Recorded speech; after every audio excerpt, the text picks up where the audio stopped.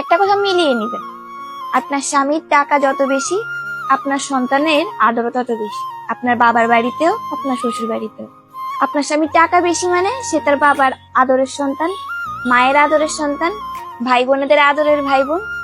আর আপনার স্বামীর টাকা নেই মানে তার কোনো মূল্য নেই, না আপনার মূল্য আছে না আপনার সন্তানের মূল্য আছে। কথাটা ঠিক কিনা মিলিয়ে নিন। পাড়ার কিছু কাকিমা আমার মায়ের কাছে এসে তাদের মেয়ের নামে সুনাম করে যে তাদের মেয়ে নাকি বয়ফ্রেন্ড দূরে থাক, লাইফ বয় সাবানের থেকেও নাকি দূরে থাকে। আচ্ছা। ও মা, কয়দিন পরে শুনি চাওয়ালার সাথে পালাইছে। No no no no. ভালোবাসা খুবই অদ্ভুত, তাই না? আপনি যাকে ভালোবাসেন, যার জন্য নিজের সর্বোচ্চ করতে প্রস্তুত, সেই দেখবেন দিন শেষে আপনাকে ভালোবাসেন, সেই আপনার চোখের জলের বিন্দু মাত্র মূল্য দেয়।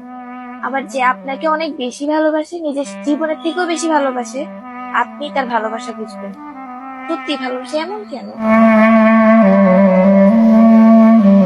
আমি রাগ করলে ঘরে চানাচুর, বিস্কিট, কেক, মিষ্টি, পায়েস যাই থাকে সব খাই, কিন্তু আমি ভাত খাই কারণ আমি রাগ করেছি।